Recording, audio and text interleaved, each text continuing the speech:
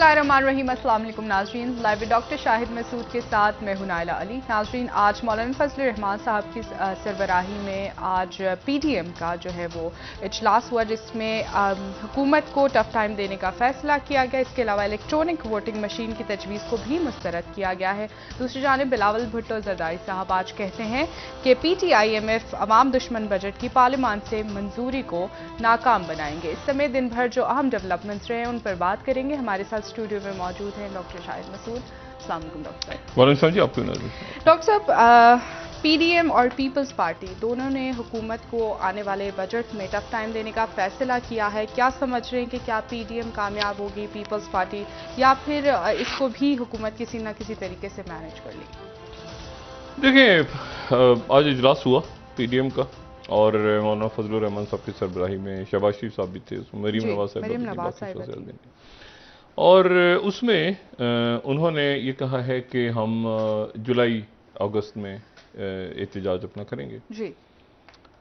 तो दूसरा ये कि आज इमरान खान साहब ने नेशनल कमांड अथॉरिटी का गालिबन दौरा किया, और उससे पहले जो फवाद चौधरी साहब ने भी एक इंटरव्यू दिया है BBC, हमारे जो इंतजाई मोहतरम वज़ीर इत्तलात हैं, और उन्होंने कहा है कि हुकूमत जो है वो मुकम्मल तौर पे मजबूत है और हर अदारा जो है वो वज़ीर आज़म के मातहत है, और उन्होंने कहा कि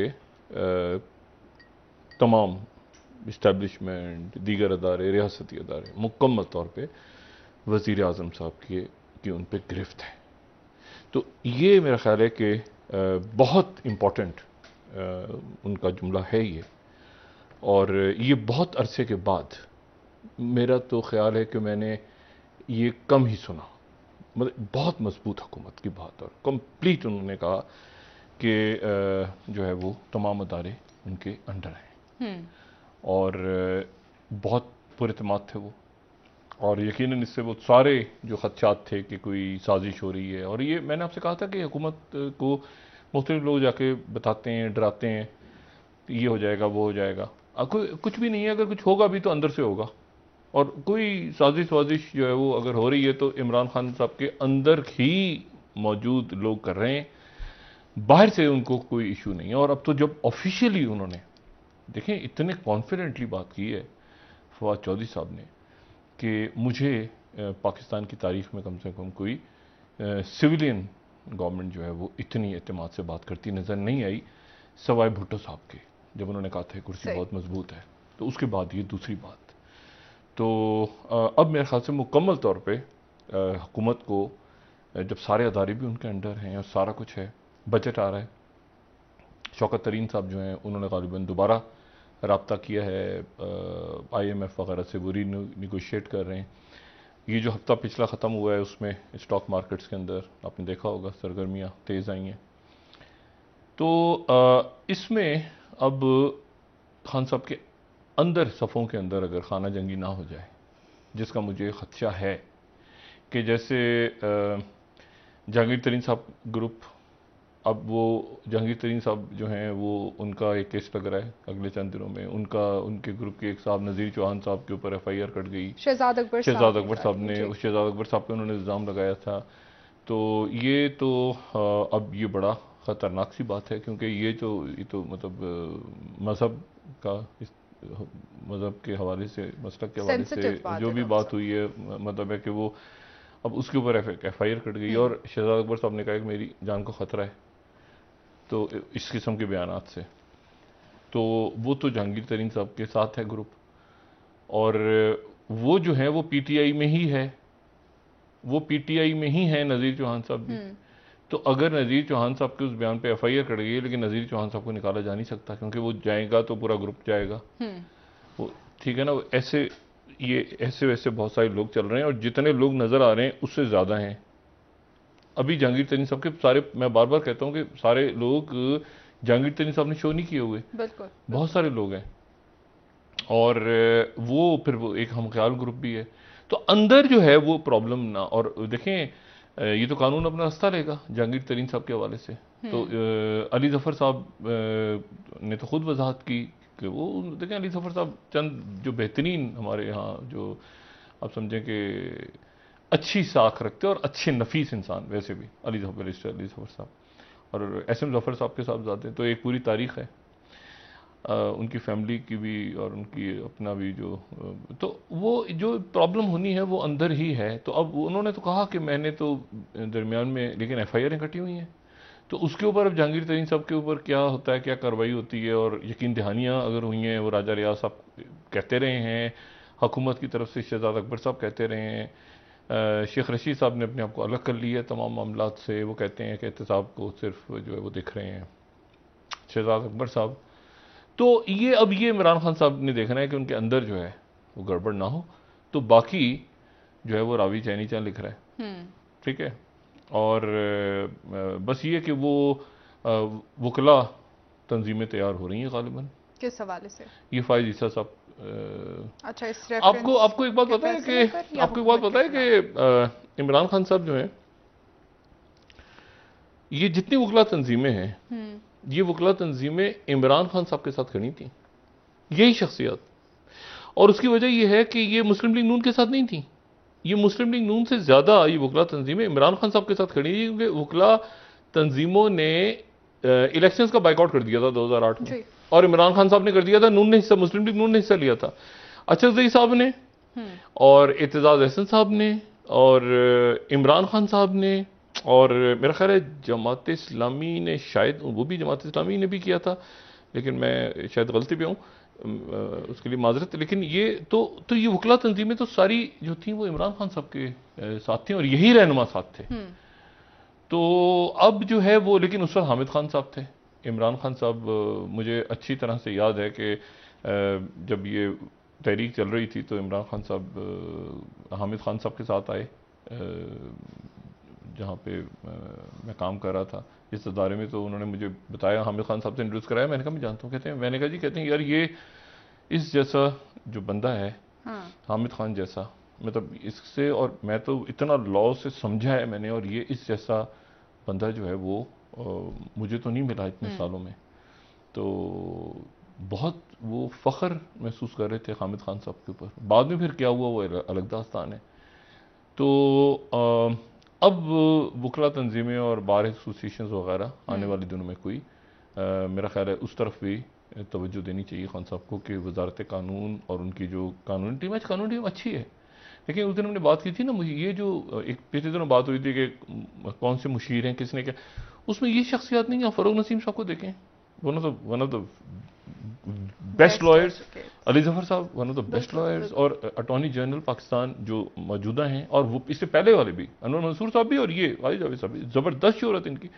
तो इशू ये है कि अब इसको कैसे, कानूनी तौर पर हमने देखा है कि बड़ी कोताहियां हुई हैं हुकूमत से, नहीं वो नहीं, वो देखें, वो तो एक अब अदालत तय करेगी ना, मतलब हम तो अब हुकूमत से हुई या नहीं हुई, वो तो आने वाले दिनों के अंदर अब रिव्यू, जो क्यूरेटिव रिव्यू, मैंने कहा अब वो असल इशू पीडीएम नहीं है, असल इशू ये है कि जो रियासती निज़ाम सिस्टम है, वो सिस्टम से इमरान खान साहब ने कैसे अपने आप को आगे निकालना है, और ये जो पार्टी के अंदर मसले मसाइल खड़े हो रहे हैं, इसको कैसे देखना है पीडीएम को। और देखें, जब इतनी पावरफुल बात उन्होंने की है कि इस्टेब्लिशमेंट मुकम्मल तौर पे साथ है, ठीक है, वह हुकूमत के मुकम्मल, तो वो जो बातें बीच में इधर उधर उनके मुख्तलिफ, इमरान खान साहब खुद भी परेशान हो रहे थे कि पता नहीं कोई साजिश हो रही है, तो साजिश वगैरह तो नहीं हो रही, अंदर गड़बड़ है, ठीक है। तो उसको देखें। और जो बड़े इश्यूज हैं मेरे ख्याल से, अब चूंकि पीडीएम ने भी अपनी तहरीक वगैरह जुलाई तक ले गए, जुलाई अगस्त तो दूर, कहां तक, उससे पहले तो 4 जुलाई को करेंगे और 14 अगस्त को। हाँ, तो ये अब मेरे ख्याल से ये जो मामला अहम आ रहे हैं, बजट और ये गिरफ्तारियां और केसेस, एक दूसरे पे एफआईआर कटना, खुद ही कटना, और एफआईआर कटना, और बड़ी संगीन किस्म की एफआईआर है, तो ये मेरे ख्याल से इसके ऊपर तवज्जो कर दें। लेकिन ये कि फिर वो कैसे क्या होगा, कैसे होगा, क्योंकि वो तो इंक्वायरी कमीशन है, उसमें एफआईए है, उसमें बाकी है, और अदालत के अंदर तक पहुंचे हुए मुकदमे, अगर फ़र्ज़ करें अदालत ने गिरफ्तार कर लिया, यहाँ पे मेरी कुछ हुकूमत के लोगों से बात हुई, तो वो तो अभी भी खुश हैं, वो कहते हैं तो गिरफ्तार करवाना है हमने। अच्छा, तो वो अंदर साजिशें चल रही हैं। मैंने कहा ना कि खान साहब को देखते हैं कि कहाँ पे ये मामला जाता है, किस तरफ जाता है। लेकिन यह है कि अपोजिशन से इनको कोई ख़तरा नहीं है, पीडीएम से भी ख़तरा नहीं है, और इनको पीपल्स पार्टी तो देखें वो अभी भी नहीं है, पीडीएम का हिस्सा नहीं बने, जो मुस्तकबिल में एएनपी देख और रहे हैं मुस्तकबिल में नहीं, अभी तो मुस्तकबिल के अभी तो वो जुलाई तक चला गया ना मामला, तो आगे जुलाई अगस्त तक है, अभी तो ये बजट और बाकी सारे मामला से इमरान खान साहब ने, असल बात यह है कि अंदर देखें कि क्या है इशू, जो मैं बार बार कहता हूँ अंदर देखें। अच्छा, दूसरी जो बात है वो देखें, ये जो आज फजलुर रहमान साहब ने एक और इम्पोर्टेंट बात की है, और वो उन्होंने कहा है कि अफगानिस्तान के इश्यूज पे और बाकी इश्यूज के ऊपर पार्लियामेंट का इजलास बुलाया जाए। ये इशू एक उठेगा आने वाले दिनों में, ये खारिजा पॉलिसी के हवाले से इश्यूज उठने वाले हैं, सही, और खुद ब खुद उठेंगे। उसकी वजह यह है कि खत्ते के हालात देखें, मैं आपको आज एक बात बताऊं, एक खबर जो है वो नज़र से गुजरी, और वो खबर जो है वो मुझे, आप यकीन करें कि मैं उसको पढ़ के और मतलब पता नहीं कितनी देर तक मैं उसमें उसको सोचता रहा कि ये क्या खबर है। ये मैगज़ीन, बड़ा ज़बरदस्त एक मैगज़ीन आता है जो साइंटिस्ट दुनिया भर के में जो रिसर्च करते हैं, न्यू साइंटिस्ट के नाम से, ये बरतानिया से शायद होता है और ये इस हफ्ते का है, और the quantum internet is coming. अब ये बड़ा इंपॉर्टेंट बात है जो मैं करने चाह रहा हूँ, मेरे नज़दीक ये बहुत अहम बात है, यानी वो क्वांटम इंटरनेट से मुराद ये कि ऐसा इंटरनेट जिसको हैक ना किया जाए वगैरह वगैरह वगैरह।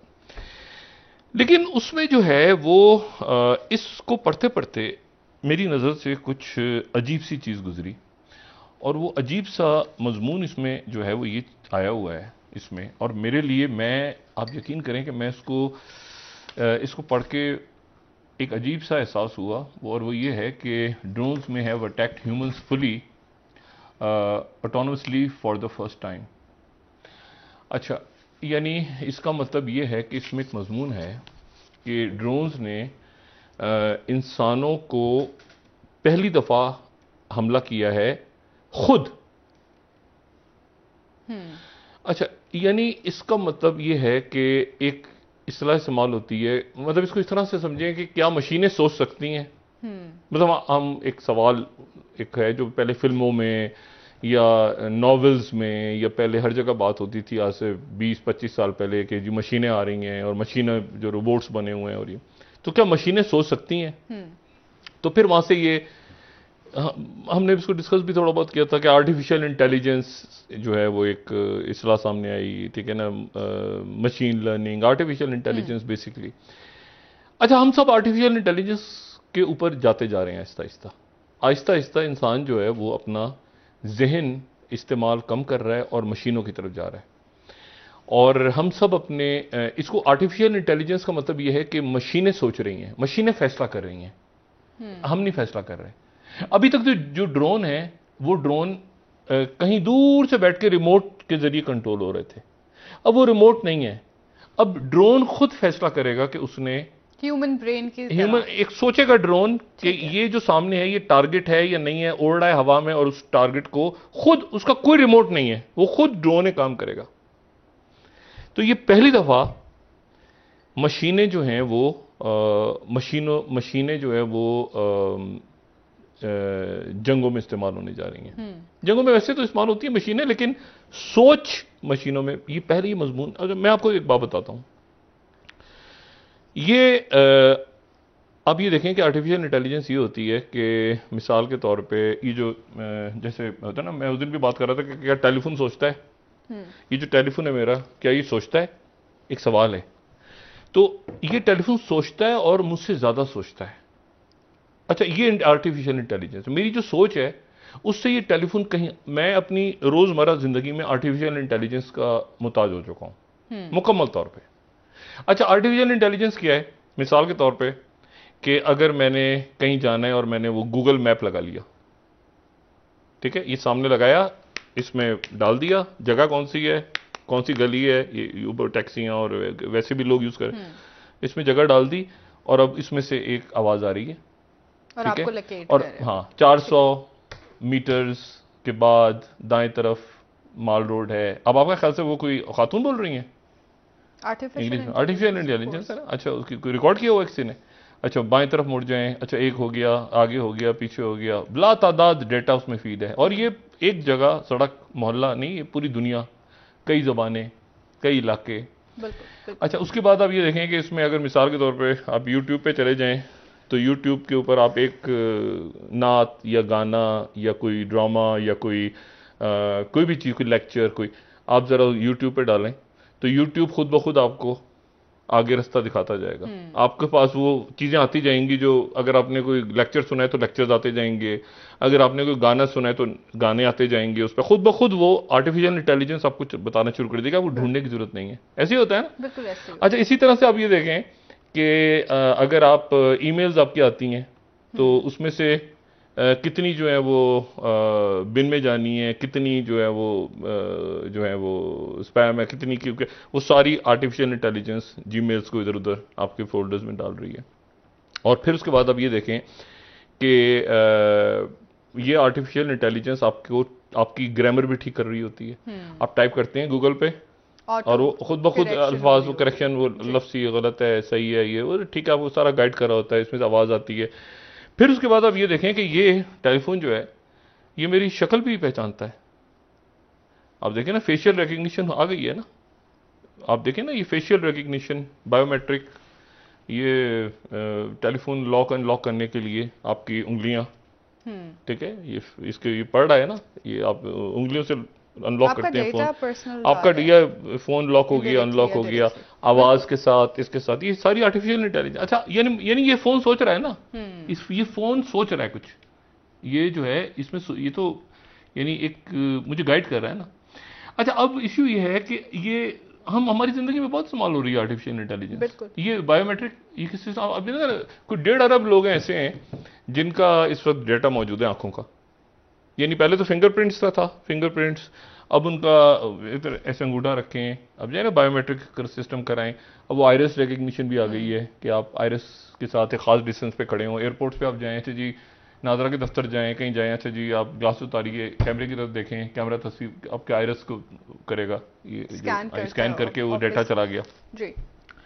अब जनाब ये सारा का सारा जो डेटा है, ये सारा का सारा डेटा वेपन्स में चला गया है, ठीक है, और वेपन्स में चला गया है तो इंसान अब इसको और ये जो पहला देखें, इसके ऊपर एक बहुत डिटेल आर्टिकल है, मुझे नहीं पता कि मैं इसको, गार्डियन के अंदर आया हुआ कि machine set to loose to slaughter the dangerous rise of military artificial intelligence. दुनिया एक ऐसी तरफ चली गई है और ये बहुत खौफनाक मामला है। मैं इसको जिस तरह पढ़ रहा हूं और इसको देख रहा हूं कि इस पे यानी पहले ड्रोन्स थे, और ड्रोन्स में ये था कि एक आदमी ने वहां से बैठ के ड्रोन चलाया दूर कहीं सैकड़ों मील दूर से, और उसमें पता चला इतने सारे लोग मर गए। तो कह रहे हैं कि इंसान गलत फैसले कर देता है, ये जो मशीन है ये खुद सही फैसला करेगी, इसमें सारा डेटा डाल दो, एल्गोरिथम डाल दो, डेटा डाल दो, इसको वो सिलेक्ट करेगी टारगेट, खुद उसको फायर करेगी।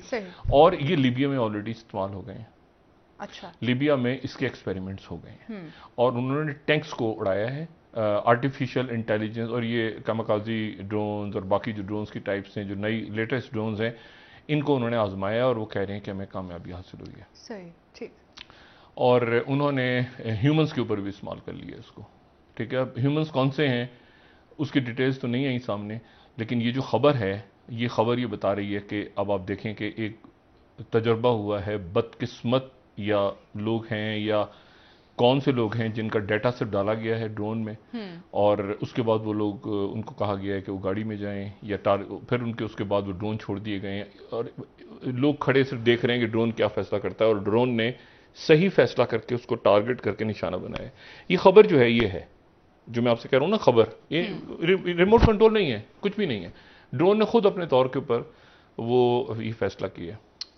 अच्छा, अब यहां से ये आप बात आगे कहां जाएगी, ये कैसे होगा, ये क्या वॉर क्राइम्स के अंडर में आएगा, ये इस तरह तो डॉक्टर वॉर क्राइम्स में भी इजाफा हुआ। यही मैं आपसे कह रहा हूँ ना कि ये एक नई तरफ दुनिया, देखें ये जो इनकलाब आना शुरू हुए ना सनती इनकलाब के बाद, तो मुझे नहीं पता कैसे लोग काउंट करेंगे, लेकिन ऐसे बज़ाहिर ऐसे लगता है कि जब वो ये स्टीम इंजन आए थे तो एक बड़ा इनकलाब आ गया था। बाकी तो छोटी छोटी इजाज़तें आती रहती हैं ना दरमियान में, लेकिन ये फिर बिजली आई, इलेक्ट्रिसिटी आ गई, फिर आप कह सकते हैं कि जी एयरक्राफ्ट्स आ गए, डायनामाइट आ गया, कंप्यूटर्स आ गए, ये आ गया। लेकिन आर्टिफिशियल इंटेलिजेंस का तो मतलब ये है कि ये तो हम इसके आदी तो होते जा रहे हैं आम तौर पे आम घरों में। अब नेटफ्लिक्स लगाते हैं आप, जिन लोगों के घरों में नेटफ्लिक्स है तो आप एक मूवी देखें तो नेटफ्लिक्स आपको सजेस्ट करता है, सजेशन आप फेसबुक पे जाएं, फेसबुक सजेस्ट करता है आपको। तो ये पढ़ रहे हैं ना भैया, आपको आप ये सोच के आपको बता रहे हैं ना। आप एक दफा कहें ना जरा खाना सर्च करें, खाना कहाँ मिलता है, गूगल पे सर्च करें, उसके बाद आप देखें कि अब गूगल आपको खुद बताने शुरू कर देगा ये भी खाने हैं, ये भी खाने। जी जी जी जी, आप जरा सिर्फ टाइप करें कि मैं लाहौर में, कराची में कौन कौन से रेस्टोरेंट्स हैं, आप टाइप करें, उसके बाद देखें आपका जो वो आपको खुद ब खुद बताएगा आगे कि ये है, ये यहाँ पे जाओ, यहाँ पे खाओ, ये करो, ये है, वो तुम्हारा आपकी जगह ये आपको बताएगा। ये आपसे ज्यादा ज़हीन है, ये सोच रहा है, ठीक है ना। अच्छा, ये आर्टिफिशियल इंटेलिजेंस को अगर ड्रोन्स में आपने डाल दिया है, सुने, और आपने वेपन्स में डाल दिया है, और ये जो खबर है न्यूरो साइंटिस्ट की कि ड्रोन्स में हैव अटैक ह्यूमंस, ये में नहीं है, ये हुआ है। ये इन्होंने ह्यूमंस को, अब सवाल ये है कि उन्होंने ट्राई किया है, कि ट्रायल ये चल रहा है कि जी क्या धोखा दिया जा सकता है इसको। मतलब मिसाल के तौर पे टारगेट जो है वो एक स्कूल बस में है, स्कूल बस में है लेकिन टारगेट है, उसको टारगेट, तो क्या स्कूल बस में बच्चे बैठे हैं तो उसमें वहां पर गड़बड़ हुई है। अभी तक इसीलिए पब्लिक नहीं कर रहे, इन्होंने सिर्फ बड़ी बेसिक सी इतला कि जी वहां पर गड़बड़ हुई है। टारगेट जो है वो उसको कितना सेलेक्ट कर रहा है, कितना रीड कर रहा है। आप देखिए ये अक्सर होता है ना उसमें, ये आप गाड़ी में जा रहे होते हैं, आपने इसको लगा लिया, क्रॉस कर गए, फिर वो आगे से बताता है यू टर्न ले जाएं, ऐसे ले जाएं। मतलब कंप्यूटर किस हद तक और कहां तक वो धोखा खा सकता है, एक्यूरेसी कितनी उसकी है। कंप्यूटर तो नहीं है, आर्टिफिशियल इंटेलिजेंस है, sorry, it's not just computer, छोटा लफ्ज़ है। आर्टिफिशियल इंटेलिजेंस कितना धोखा खा सकती है, और क्या ये अब इंसानों पे जो इस्तेमाल एक्सपेरिमेंट शुरू हो गए हैं, तो ये दुनिया को कहां लेके जा रहे हैं। और ये रोबोट्स में, टेलीमेडिसिन में, बाकी जगहों पे तो इस्तेमाल हो रहा था, मतलब टेलीमेडिसिन में इस्तेमाल हो रहे थे बाकी जगहों पे, लेकिन वेपन्स में इसका इस्तेमाल होना जो है ना, असलहे में, वो दुनिया अब एक नई तरफ जा रही है। और ये कई मुल्क इसके ऊपर काम कर रहे हैं, अमेरिका भी कर रहा है, रशिया भी कर रहा है, चाइना भी कर रहा है, अरब ममालिक भी कर रहे हैं, मुस्लिम दुनिया भी कर रही है। लेकिन हम एक नए दौर में दाखिल हो गए हैं जहां असलहा इस्तेमाल करने का फैसला असलहा खुद करेगा, ठीक है। उसके पीछे इंसान नहीं होगा, उसमें डेटा होगा, इसकी ये इंफॉर्मेशन है, इसका चेहरा ऐसा है, इसकी। लेकिन अब चलते फिरते ये आपके पास सीसीटीवी कैमरा डेटा ही होता है ना, सारा ट्रांसफर हो रहा है, आपको तो नहीं पता ये डेटा कहां जा रहा है, ठीक है। एक वक्त में इंडिया ने तहफ्फुज़ात का इजहार किया, मैंने आपसे कहा ना कि ये एक नई दुनिया में हम दाखिल हो गए हैं, हाँ, बायोमेट्रिक, वैक्सीनेशन, फलाना, आगे दाएं बाएं, तो ये आगे ये डेटा, और ये खेल ही सारा डेटा का है। जिसके पास जितना डेटा है, ये डेटा का गेम हो रहा है ना, स्पेस में जाएं, इधर जाएं, उधर, वो चलाएगा हर चीज। जिसको पता है कि जी, अब देखेंगे ना, मैं जीपीएस निकाल लें तो अब कोई तस्वुर है लोगों के पास कि जी जीपीएस के बगैर पहुंचो। अब तो लोग आराम से गाड़ी में बैठते हैं, वो नक्शा लगा, ऐसे करके फोन लगा लेते हैं अपना, आवाज आ रही होती है और गाड़ी चल पड़ती है। तो वो सिंपली एड्रेस उसमें डालते हैं और चल पड़ते हैं, आगे कोई इशू ही नहीं होता। तो इतना ज्यादा डिपेंड कर गए हैं हम आर्टिफिशियल इंटेलिजेंस के ऊपर कि अब ये, मैं इस फोन को नहीं चला रहा, फोन मुझे चला रहा है, ठीक है ना। मैं गाड़ी में बैठूंगा तो मुझे अब सुकून होगा कि अब ये, और अब तो आर्टिफिशियल इंटेलिजेंस खुद ही ड्राइव भी कर रही है गाड़ियां, वो भी सिस्टम आ रहे हैं। तो बारा एनीवे, ये मेरे लिए खबर बड़ी इंपॉर्टेंट थी, इसलिए इंपॉर्टेंट थी कि आने वाले दिनों के अंदर ये वेपन्स इस्तेमाल होने जा रहे हैं, ऑलरेडी हो गए इस्तेमाल, ऑलरेडी इस्तेमाल हुए हैं। ये सेंट्रल एशिया, यहाँ पर कुछ टेस्ट हुए हैं, ये इसमें सेंट्रल एशिया तो नहीं, ये आर्मीनिया, अजरबैजान वॉर में, इधर उधर कहीं काफ़ी जगहों पे ये ऑलरेडी इस्तेमाल हो गए हैं। लेकिन ये है कि अब देखते हैं कि ये खुल के इनकी जो सप्लाई है वो मुल्कों में कब शुरू होती है, मुआहदे भी हो रहे हैं। ठीक है सर, ठीक है।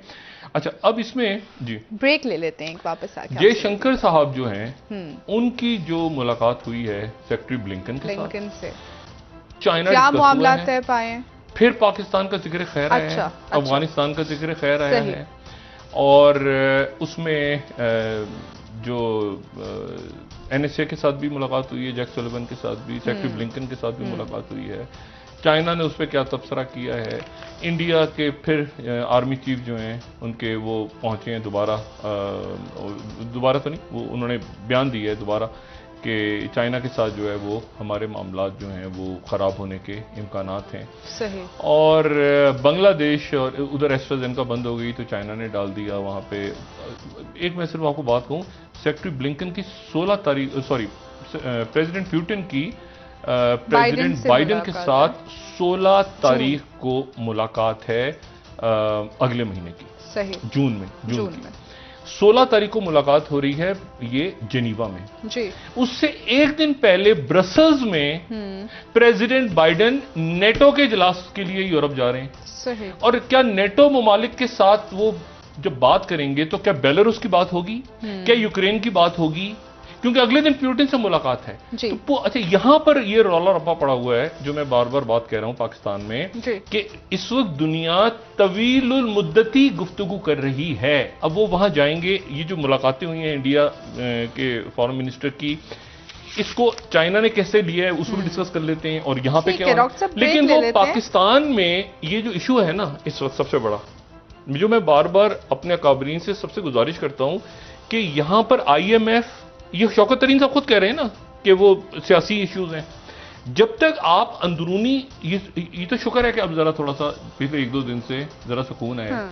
लेकिन मुझे फिर अंदेशा है कि अगले हफ्ते ये जो मामलात हैं ये फिर दोबारा आपस में हुकूमत के। ठीक है डॉक्टर साहब, ब्रेक ले लेते हैं, सियासी मामलात पर भी आपसे बात कर लेंगे, लेकिन नाज़रीन एक ब्रेक हमारे साथ रहिएगा।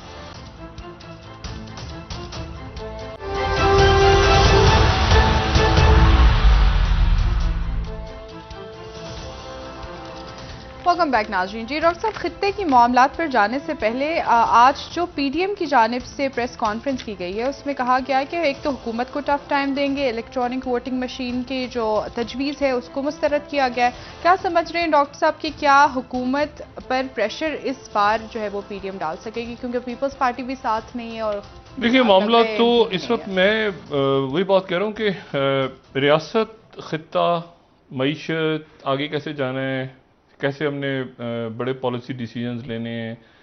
और इंडिया के साथ देखें, इंडिया जो है वो एक बड़े क्राइसिस से गुजरा है और गुजर रहा है। और वो कहते हैं ना कि आप उनसे देख के उनको, बहुत सारे लोग कहते हैं इंडिया के ऊपर तनकीद कर रहे हैं, ये कर रहे हैं, वो ऐसा नहीं है, तनकीद नहीं, बहुत सारी चीज़ें आप समझ रहे होते हैं कि वो कैसे, मतलब इस वक्त में उन्होंने कैसे चाइना के साथ मामलात को देखना है, देख रहे हैं। कोविड के अंदर क्या हुआ, कहाँ गलतियां हुई, ये तनकीद नहीं, गलती आप देख रहे हैं कि क्या कैसी चीजें हुई। दो बातें हैं। पहली बात तो यह है कि चाइना जो है उसके साथ इस बात को तो मैं बिल्कुल भी नहीं मानता कि उनको इल्म ही नहीं था 2002 के बाद चाइना, हाँ ये अचानक हो गया, ये नहीं, वो भी प्रिपेयर हो रहे थे, ये भी हो रहे थे। शायद ये रिस्पॉन्स उनको इसकी तवक्को नहीं थी, या शायद ये है कि मोदी जी जो हैं वो उसको रीड नहीं कर पाए सही। और प्रॉबेबली उनका था कि अच्छा जी ये, और लेकिन 11 राउंड्स बेकार हो गए जो बात हुई मुज़ाकरात के। और जयशंकर जी जो हैं, उनके जो वजीर खारजा हैं, उनकी एंथनी ब्लिंकन सेक्रेटरी स्टेट से मुलाकात हुई, NSA से मुलाकात हुई, उनकी डायरेक्टर नेशनल इंटेलिजेंस से मुलाकात हुई, उनकी जो है वो वहाँ पे USAID से मुलाकात हुई, USAID की सरबराह से। तो ये अहम मुलाकातें करके अब वो वापस आ रहे हैं। लेकिन जो वो वापस वहाँ से आए हैं, कोविड पे भी बात हुई है, उसमें चाइना का भी जिक्र किया हुआ है वहाँ पे। उन्होंने नहीं कहा, लेकिन अमेरिका की तरफ से ये कहा गया कि चाइना डिस्कस हुआ है जी। उन्होंने अफगानिस्तान के हवाले से बात हुई है, अफगानिस्तान के हवाले से बात हुई है। और अफगानिस्तान अभी तक ऐसा लगता है कि वो एक उसके बारे में मुख्तलिफ कुव्वतें कुछ ना कुछ फैसला करके बैठी हैं, लेकिन वो जाहिर कर रही हैं कि उन्होंने फैसला नहीं किया, ठीक है ना। लेकिन सब कुछ ना कुछ अपने, वो कहते हैं ना, पत्ते लगा के बैठे हुए हैं कि हाँ बिल्कुल कि क्या करना है, वहां पे क्या होगा, लेकिन वो शो नहीं कर रही। मतलब ये मुमकिन नहीं है कि वैक्यूम एकदम से खाली होकर वहां से, इस जगह से अमेरिका चला जाए और वहां पे एक, हाँ अच्छा, वहां अफगानिस्तान में जो उनके जो नेशनल सिक्योरिटी एडवाइजर और वाइस प्रेसिडेंट उन्होंने पाकिस्तान के बारे में बड़ी सख्त गुफ्तगू की है, दोबारा बहुत ज्यादा गैर पार्लिमानी अल्फाज। और उसके बाद ये हुआ है कि पाकिस्तान ने उनके नेशनल सिक्योरिटी एडवाइजर के साथ और पाकिस्तान की अस्करी शख्सियात जो पिछली दिनों गई थी, तो उन्होंने ये बात रेज की थी ब्रिटिश चेयरमैन ज्वाइंट की प्रेजेंस में, निक कार्टर की प्रेजेंस में, कि ये अशरफ गनी साहब के सामने रेस किया था इशू। लेकिन वहाँ जो फिर दोबारा उनके वहाँ पे कुछ लोग जो हैं वो सख्त ज़बान उन्होंने इस्तेमाल की पाकिस्तान के बारे में। कुछ लोग जो हैं वो इंडिया के बारे में करें, कुछ लोग जो हैं वो अमेरिका के फेवर में कुछ किसी। तो एक अजीब सा वहाँ मलगूबा बना है। और ये बहुत अच्छा वक्त होता कि ये इस वक्त कहीं वहाँ पे अमन के लिए ये जो भी कोशिशें थी, इसमें सारे, जैसे इंडिया भी जा रहा था, ये टर्की समिट हो जाती, लेकिन वो टर्की समिट नहीं हुई और विड्रॉल शुरू हो गया। मैंने कहा चीजें तेज हो गई हैं, मतलब चीजें तेज हैं। और ये जो जयशंकर वहां से वापस आए हैं, तो इन्होंने तो कह दिया कि जी वहाँ पर जो है वो मुलाकात हुई और बड़ी अच्छी हुई है, सारा कुछ हुआ। लेकिन बात यह है कि चाइना की तरफ से जो जवाब आया है वो ये है कि जयशंकर, ग्लोबल टाइम्स जो जवाब देता है वो फिर जाहिर है उनकी तरफ से, Jaishankar US visit of fanfare gains little as Washington vaccine promises merely blank cheques. अच्छा, वो वैक्सीन उनके पास उन्होंने बाहर भेज दी। ये भी अजब किस्सा है, ये वैक्सीन का भी किस्सा अजब है दुनिया में। वो बांग्लादेश में एस्ट्राजेनेका की एक डोज लग गई है, दूसरी डोजेज इंडिया से आनी थी वो बंद हो गई हैं। इंडिया सबसे ज्यादा दुनिया में एक्सपोर्ट करना था, इंडिया जो है वो अब अमेरिका से ले रहा है। वो एक और अभी देखते देखते क्वाड का इजलास हुआ, क्वाड के इजलास के अंदर जो है वो तय हुआ कि वैक्सीन डिप्लोमेसी करनी है। वैक्सीन डिप्लोमेसी के बाद एकदम से नहीं नाकस नहीं है, हिकमत देखें बात ऐसे होते आप फुर्सी नहीं करते, इसको हिकमत अमली तो नहीं कहेंगे ना। देखिए वैक्सीन ये जो शक्ल ले गया कोविड, और ये तो अभी तक हवा में मुअल्लक है। अगर पाकिस्तान में किसी का ख्याल है कि अल्लाह ना करे कि दोबारा हो, लेकिन वो फिर जो डॉक्टर्स बात कर रहे हैं कि एहतियात करें, एहतियात करें, एहतियात तो मोहतात हो, एहतियात करें, मुमकिन नहीं है। देखिए हम बहुत लोगों ने किया है, मतलब इंडिया को आप मुझे बताएं कि इंडिया में या बांग्लादेश में या अफ्रीकन कंट्रीज में या पाकिस्तान में या इराक में या इन मुल्कों में, या तो ऐसे मुल्कों ना जैसे कतर की तरह है या यूएई की तरह, रूल आ गया तो आ गया, टर्की की तरह, इन मुल्कों के अंदर लोगों का रोजगार लगा हुआ है, लोग जहां तक कर सकते हैं वो किया, उन्होंने नहीं कर सकते नहीं। तो अब इशू ये है कि ये तो आपका एक सबक सिखा गया कि जी तालीम के अंदर इंफ्रास्ट्रक्चर में लोगों के कितने मुल्कों ने इन्वेस्टमेंट की हुई थी, पता चला इन्वेस्टमेंट ही नहीं थी। सेहत के शोबे में कितनी इन्वेस्टमेंट थी, नहीं थी। तो जहां इन्वेस्टमेंट्स थी वो इन्वेस्टमेंट कहां थी, असला खरीदो, इधर करो, ये करो, फलां करो, दिमाग करो, डिफेंस, और आपने साइंस पे, तालीम पे, शऊर, वहां लोगों को सेहत पे वो पता ही नहीं था। तो एकदम से वो बहरहाल जो भी सिलसिला हुआ, मतलब ढूंढ रहे हैं लोग एकदम से कि जी कोई वायरोलॉजिस्ट मिल जाए, कोई इन्फेक्शियस डिजीज का स्पेशलिस्ट मिल जाए, और आगे जाके अगर ये बायो वेपन्स इस्तेमाल होते हैं दुनिया में कहीं, तो आपके पास फिर ये तो टेक्निक्स हों और साइंटिस्ट हों और ब्रेन्स हों और आर्टिफिशियल इंटेलिजेंस, दुनिया उस तरफ जा रही है। अब इसमें इशू ये है कि वो जो चाइना जो है वो बैठा हुआ अपनी जगह पे, सेक्रेटरी बाइडेन के लिए इतने चैलेंजिंग, और लेकिन सेक्रेटरी बाइडेन जो सॉरी प्रेसिडेंट बाइडेन के लिए, सेक्रेटरी ब्लिंकन के साथ में कंफ्यूज करता हूं, प्रेसिडेंट बाइडेन जो हैं वो पिछले 4 प्रेसिडेंट्स जो हैं उनसे ज्यादा फॉरेन पॉलिसी का एक्सपीरियंस है उनके पास। यानी आप शुरू करें क्लिंटन से, क्लिंटन, फिर बुश, फिर उसके बाद ओबामा, फिर उसके बाद जो है वो ट्रंप, मतलब फॉरेन पॉलिसी उनका सब्जेक्ट है, उनको इल्म है फॉरेन पॉलिसी। प्रॉब्लम क्या है कि फिर दोबारा आज एक फलस्तीनी को शहीद कर दिया मगरबी किनारे में। अच्छा, अब ये मतलब है कि जो आप समझ नहीं रहे होते, आप अपने आप को डिसएंगेज करना चाहते हैं, वो लफ्ज उन्होंने सही बहुत अच्छा एक इस्लाह निकाली कि फॉर एवर वॉर्स को किसी तरह खत्म करें। फॉर एवर वॉर्स को कैसे खत्म करें, मुझे बताएं कि अब ये यमन वॉर जो है, यमन वॉर में हुती जो रहनुमा है उनकी मुलाकातें हुई हैं मस्कत में अक़वाम मुत्तहिदा के नुमाइंदे के साथ। सही। अब मस्कत ओमान एक जगह जहां पे वो पहली दफा हुतीज आए, हुती रहनुमा, उन्होंने अपनी तस्वीरें, यही से आपसे कंटिन्यू करेंगे नाजरीन, एक ब्रेक। अफगानिस्तान ठीक हो गया, हमारे साथ रहिए।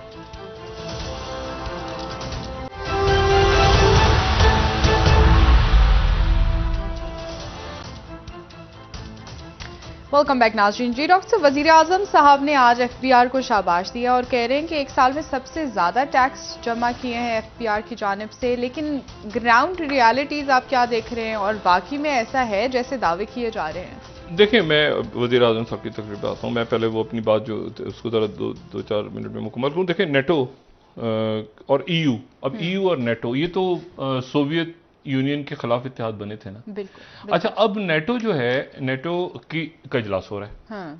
मुझे नहीं पता कि यूरोप क्या होगा, मतलब मुझे आप ये तो post second world war Europe है ना जो सामने है, ठीक है। उससे पहले यूरोप क्या था वो कुछ और था। फर्स्ट वर्ल्ड वॉर से पहले यूरोप क्या था वो कुछ और था। बिल्कुल ही आप नक्शा देखेंगे आप कहेंगे आप दिमाग खराब हो जाता है, ये क्या है भाई, इतना भी क्या ऑटोमन एम्पायर है, ऑस्ट्रियन हंगरी ये वो क्या हुआ है।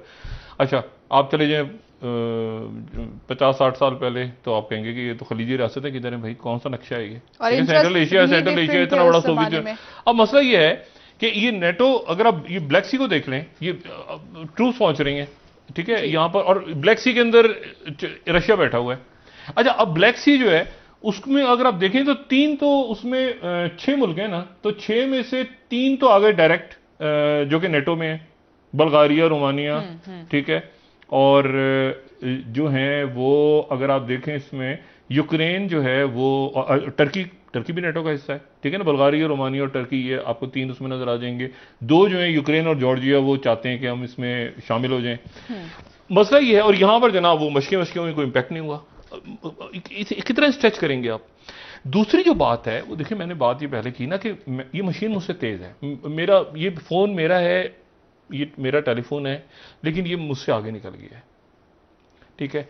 मैं आप यकीन करें कि मैंने अभी चंद रोज पहले ये यहाँ पे इंग्लिश अच्छे बड़े स्कूल एक है उनकी ब्रांच यहाँ पे, तो मैंने ऐसे ही बच्चे बैठे हुए, तो मैं किसी जगह गया तो मैंने ऐसे करके उनके सामने काउंट करना शुरू किया। मतलब मुझे अंदाजा हुआ कि मैं बहुत ही शायद पुराने ज़माने का आदमी हूँ। मैंने ऐसे करके हमने गिनती सीखी थी। तो वो बच्चे मुझे कहते हैं कि ये आप क्या कर रहे हैं डॉक्टर साहब। अच्छा मैंने कहा अच्छा ये, मैंने कहा आपको नहीं पता, ये हमें तो ऐसे सिखाया हुआ था, ऐसे 1 2 3 ऐसे उंगलियों पे गिनते थे, या हम पहाड़े सीखते थे। अब वो कहनी पहाड़े क्या होते हैं, टेबल्स क्या होते हैं। अच्छा मैंने कहा 1 मिनट जरा, ये कोई बहुत ग्रॉसरी रॉन्ग, बहुत ही पुराना हो गया हूं मैं कि मैं इनको बता रहा हूं कि पहाड़े क्या होते हैं, और ये कॉपी के पीछे 2 का पहाड़ा और 8 का पहाड़ा और इसका पहाड़ा, और ये यहां तक 12 खत्म हो जाता है, और फिर उसके बाद ये यहां से 15। आपको भी नहीं पता होगा मेरा ख्याल है। पता है, अच्छा पता, चले शुक्र है। लेकिन मैं ये कह रहा हूं कि वो ये अब एक और दुनिया में है ना। अब मुझे बताएं, एक इतनी मोटी डायरेक्टरी आती थी, पता नहीं किसी को याद है, टेलीफोन की इतनी मोटी डायरेक्टरी होती थी, पीले रंग की टेलीफोन के नंबर जो है, ये मुझे अक्सर लोगों को अपने नंबर नहीं याद होता। वो इतनी ऐसी डायरेक्टरी होती थी, उसमें ये वो फलाना, या आप एक टेलीफोन करते थे वो आपको नंबर बता देते थे, या मौसम का हाल है, पता नहीं कौन सी दुनिया होती थी। अब मसला ये है कि ये फोन जो है, इस फोन को आप ये भूल जाएं तो अब इधर तो घूमते फिरेंगे, आप कहेंगे यार वो मुझे मेरा नंबर क्या था, पता नहीं क्या है भाई, मुझे पहुंचा दो किसी जगह पे। और एक ही सड़क के ऊपर 400 गाड़ियां चल रही हैं, और उस सड़क पे हर गाड़ी में ये लगा हुआ है, और वो गाड़ी लोग समझ रहे हैं कि शायद कोई खातून बोल रही है। ये खातून बोल रही है, Mall Road, turn on the Mall Road, Data Darbar, ये कोई खातून की आवाज है। मसला ये है कि लोग अच्छे खातून की आवाज है। मतलब ये इतना आगे चली गई आर्टिफिशियल इंटेलिजेंस कि वो ये नहीं खातून की, उन्होंने ये जगह जो है वो सारी उस पर रिकॉर्ड कराई हुई है। लांदी 2.5 नंबर, 2.5 नंबर, ये खातून है। अच्छा इशू ये है कि अब इसमें इस पूरे स्यापे में यहां पे यूरोप की EU की मीटिंग हो रही है। अच्छा वो ट्रंप जो है वो अमेरिका फर्स्ट कह के चले गए। ये president Biden best of the best लोग इनके पास आए हैं। 3 तो बेस्ट और कहां से आप बेस्ट ऑफ द बेस्ट, क्योंकि वो बड़ी जंग होनी है। अच्छा जंग भी अजीब तरह की जंग होनी है कि जंग होनी भी है, वो इसको एंगेज भी करना चाह रहे हैं। प्यूटन को कहा पहले तो जर्की किलर, अब 16 तारीख को प्यूटन से मीटिंग करेंगे डॉक्टर साहब, किलर नहीं, आप सुने ना जरा, 15 को यूरोप में मीटिंग, 15 को ब्रसल्स में प्रेसिडेंट बाइडेन का पहला, यानी कौन है, जर्मन चांसलर मैक्रोन, सारे के सारे 30 मुल्क खड़े हुए सामने और देखना है कि 1 मिनट, और अगले दिन मुलाकात किससे, अगले दिन यूरोप में ही मुलाकात है, जेनीवा में, एक दिन ब्रसल्स में, अगले दिन प्यूटिन से जेनीवा में, उससे अगले दिन एक दिन छोड़ के वो ईरान का इलेक्शन हो रहा है 18 को। देखिए और सोवियत यूनियन मैं आप अच्छा उधर वो मुस्तकिल चाइना जो है, फिर वो दोबारा चाइना रशिया। अब ये एक था इस्लामोफोबिया, मैं ये लफ्ज नहीं इस्तेमाल करना चाह रहा, लेकिन मुझे ऐसा लगता है कि रशियोफोबिया या साइनोफोबिया या रशियो साइनोफोबिया, मतलब वॉर ऑन टेरर तो खत्म हो गई ना। मतलब इस वक्त तो आप देखें ना, आपने न्यूयॉर्क टाइम्स का टाइटल देखा, न्यूयॉर्क टाइम्स का, वो बच्चों की, हाँ न्यूयॉर्क टाइम्स ने वो पूरा जो गाजा के बच्चे हैं आगे पूरा उनका छापा है कि जी ये बच्चे जो हैं गाजा में ये हुए, ये सारा। और वो चूंकि आगे जाके ये मुझे खदशा है इस बात का कि फिर ये कहीं इस्लाम और कुफर का मार्का ना चल जाए चाइना के साथ, ठीक है। तो उसमें जरूरी है कि जो है वो, अच्छा चाइना ने भी उधर से जवाब दिया ना, वो चाइना ने जवाब दे दिया ना कि कौन सा ह्यूमन राइट्स बता रहे हो, ये क्या कर रहे हो तुम लिबिया में और इधर मुस्लिम मुल्कों में, इधर इन्होंने आगे से छाप दिया। और साथ ही मैं ये बात क्यों कह रहा हूं, देखिए ये बड़ी, इसको पता नहीं मुझे कि मैं, ये एक बिल प्रेजेंट हुआ है जिसको लोगों ने नजरअंदाज कर दिया है, और ये बिल वहां पे कांग्रेस में पेश हुआ है, और वो ये है कि $300 मिलियन, ये जरा दिखाएंगे इसको, ये बिल पेश हुआ है, $300 मिलियन जो है वो मीडिया के लिए जो है वो वहां पे ये बिल पेश हुआ है, और ये है statement on committee passage of comprehensive bipartisan China bill. अच्छा ये मीडिया के लिए है, ये मीडिया के लिए पेश हुआ है, ये आगे जाना शुरू हो गया है। अब ये सेनेट में ये $300 मिलियन इनिशियली हुआ है कि जहां पर बेल्ट एंड रोड इनिशिएटिव है उसके जो नुकसानात हैं उनसे आगाह किया जाए मीडिया को और जर्नलिस्टों को, और रायआमा बने। प्रोपेगेंडा चलाया जाएगा, मकसद है कि हाँ बिल्कुल बताया जाए। अच्छा, और बाकायदा बिल मंजूर हो गया इसके ऊपर, ठीक है ना। ये यानी अब ये क्योंकि जाहिर है कि बेल्ट एंड रोड के हवाले से बताया जाए कि क्या उसके नुकसानात हैं चाइना के। ये बात मैं बार बार कह रहा हूं कि ये इतनी तेजी के साथ दुनिया तब्दील हो रही है और इतनी नई चीजें आ रही हैं कि शी जिनपिंग का ने डॉलर के अगेंस्ट जाना है। वो डॉलर्स में, वो जहां इन्वेस्टमेंट डॉलर्स में हो रही है वहां पर 10 साल 5 या 10 या 20 साल बाद, मैंने कहा 2/3 डॉलर्स इंडिया सॉरी अमेरिका से है, चाइना आपके जखायर पड़े हुए हैं। ठीक है डॉक्टर साहब, बहुत वो तो अमेरिका से बाहर पड़े हैं ना, अमेरिका में थोड़ी रखे हुए हैं डॉलर। 2/3 डॉलर्स तो बाहर पड़े हुए हैं। ठीक है, बहुत शुक्रिया डॉक्टर साहब। नाजरीन, प्रोग्राम का वक्त खत्म हुआ। कल इंशाल्लाह दोबारा आपसे मुलाकात होगी। करेंसी दूसरी करेंसी में चाइना डील करेगा आगे जाके, वो आपके ख्याल से डॉलर्स में डील करेगा? अब तो डिजिटल करेंसी की तरफ भी जा रहे हैं ना डॉक्टर साहब, जा चुके हैं बल्कि। बहुत बहुत शुक्रिया नाजरीन, कल इंशाल्लाह दोबारा आपसे मुलाकात होगी। मुझे नाइला अली को इजाजत दीजिए। अल्लाह हाफिज़। जी डॉक्टर साहब, अपने दोस्तों रिश्तेदारों को, लोगों का सब ख्याल रखिए। कल हाफिज़।